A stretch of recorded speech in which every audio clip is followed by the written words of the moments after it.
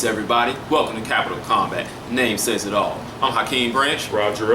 And today we're going to preview this Saturday's HBO card, which is a triple header, split site. We got a whole lot of action going on here. I think the first two fights we're going to have Jesse Vargas and Anton Novikov for Jesse Vargas's belt. Then we got Brandon Rios and Rios-Chaves in just a pretty much a slugfest. And then we got Sergey Kovalev versus Kovalev-Caparello. Did I say that right? I did. Caparello. Caparello, sorry. Caparello, and a defense of Sergey Kovalev's title, which kind of happened by mistake because some boxing politics happened, and we're not going to get into all that. We're just going to talk about the fight. For time's sake, we're not even going to mess with the Vargas fight. Might be a good fight, so go ahead and watch it anyway. Let's start with Rios-Chaves, because that one will be entertaining. Go ahead, Rob. All right, so we got Brandon Rios, hard-hitting power puncher, versus Rios-Chaves, who, if I'm not mistaken, who ended up losing versus Keith Thurman in a very entertaining scrap where he was able to weather the storm and make it very competitive. Yes. In which Thurman actually learned quite a bit out of that fight. Yeah, I think so too. But what we're going to get is an exciting match because these guys are not afraid of punishment. Giving it out and being on the receiving end. Yep. Last saw Rios in a one-sided ass whooping versus Manny Pacquiao, and it was one-sided, but he made it all 12 rounds. Yep. And then we got Charles, who, like Rob said, was on the receiving end of a knockout on the hands of Keith Thurman, but he hurt Keith Thurman quite a few times on his way to being stopped. So we got two guys who are known to knock people out. We got two guys who are very tough and can take a punch.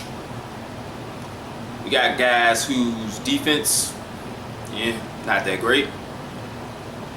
All signs point to Fight of the Year candidate. Get your popcorn ready, because I don't know how it's going to go, but it's going to go great. I don't think I've ever seen Rios in a boring fight. That's true. And honestly, I'm not a fan of the guy, but I still watch him because he puts on good fights. So, I don't expect this fight to go the distance. I do. Rob expects it to go the distance. I don't. I think that Rios might be able to wear down Charles late in the fight, especially considering that he just got into the States like a day or two before the fight. The only thing is, Rios is still, even though he's always had weight problems, he's still, to me, going to be the smaller man in this fight. Definitely. Versus Chaves, who is, if I'm not mistaken, a career 147 pounder. And I have to double check, but he might have had a fight or two at 154. So he's going to be the bigger man. I think he's going to be a little bit more durable than people give him credit for. So I think it's going to be, it's going to go, is it 10 rounds? I believe it is 10 rounds. All 10 rounds in a very exciting slugfest. I do agree it's going to be an exciting slugfest. I'm really thinking that jet lag, like flying from Argentina to Las Vegas, it's a long-ass flight, might wear him down a bit. Even he was still in Argentina training the whole time, but the fight was called off and then it was back on, and I think that's going to affect him. But either way, it's going to be a good fight until it's over. So whether it goes to decision or it doesn't, you will be entertained. So let's move on to what originally looked like a showcase fight for Sergey Kovalev because of the falling apart of him and Stevenson fighting. And now that I kind of think about it, might be a little intriguing. But then again, it could be another blowout victory for Kovalev.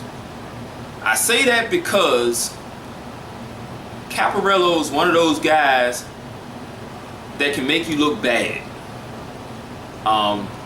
He doesn't have a lot of power, but he hits you hard enough to make you reset. And as we saw Kovalev against Agnew, even though Agnew didn't do a lot, he still made Kovalev reset a lot. Not to mention that he's of the same, he's also a southpaw. Yeah. Like Cedric Agnew, I think is going to be more active than Agnew. Definitely. And he's got a slight size advantage over Kovalev as far as height and reach. So Kovalev, who resets a lot, whether he's made and reset or he resets on his own, if he doesn't get the look that he wants, I mean, he could be throwing a punch, and if it's not landing as clean as he wants, or he's not getting the leverage, he will take a step back, take a look, and then decide to throw what punch he wants. Now, it has worked out well for him so far, like in the Agnew fight where he threw a hook, jab, power, whatever it was, it went to the body and it took Cedric Agnew down. Yes, and that is the thing. How long can Caparello stay on his feet? If he's got a good chin, he might make this a little close. Might look like Provodnikov Algieri. The only thing is, Kovalev is a lot better than Provodnikov. I'm still going with Kovalev by KO. I'm gonna say Caparello might make it to the 10th round. I'm going 10th as well. I just think a lot of guys like him who can utilize movement but actually stay in a certain range, even though they don't have a lot of knockouts, right, are probably always under fire anyway, because especially if their power isn't respected enough for the other opponent to, stay off of him. Right. So I think he's got a little bit more chutzpah, moxie, whatever it is. I think he's got a little bit more than people are giving it credit for. But then again, he hasn't faced a puncher as Kovalev, who gets his punches from point A to point B in a very straight line, very violent, very concise manner. And another thing I saw from Kovalev in the fight before the Agnew fight, which was the Salak fight, he made beautiful adjustments to someone who was moving and giving him a good jab, good angles, and ended up getting Salak out of there very quickly. And that's part of his corner, who is John David Jackson. Yes, who is a former fighter himself and a very good one. So it's really on how long can Caparello stay up. If he can stay up for a long time, it's going to be an interesting fight. If he doesn't, another highlight reel for Kovalev. Even late, it's probably end up going to be a highlight reel for Kovalev. But he might look vulnerable, as they say. That's all I got. What you got? Nothing else on this fight, but what I will say is definitely tune in to ESPN Friday Night Fights. We're going to have Thomas Williams in a 175-pound challenge versus Gabriel Campillo. This is supposed to be his step-up fight to see if he has enough to start fighting those top 15 to 10, top 10 guys in the 175-pound division. We have the return of Andre Durrell at 168 versus Vadim Biasi. And he hasn't fought in God knows when, so. But I definitely want to see his return. He's split from 50 Cent's SMS Promotions. Good move.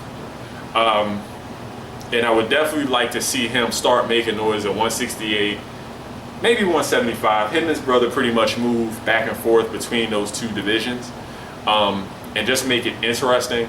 And hometown favorite from Richmond, Virginia, Emmanuel Lean. We don't know if it's going to be televised, but possibly not. But maybe if there's enough knockouts, they'll slide that one on at the end. They need to knock everybody out so we can see our hometown boy knock somebody out. That's right. So, thanks for watching, guys. Make sure you like this video, share it with your friends, comment below if you have anything you want to say or add or subtract or whatever you need to do. Comment down below. Hit us up on Facebook, Capital of Combat. You can hit us up on Google+, same name. You can email us, capitalcombat@gmail.com, and we will get back to you in some way, shape, or form. We'll catch you guys in the next video. Peace. This is round one, and you already lost. They don't seem to see that every Everything we done is coming and gone. My fists are on fire. I perform till I perspire. My demons are in a rage. Keep thinking that it's a game. I kick rhyme, hurricane. I told them I don't play. I'm liquid. Black Street Fighter.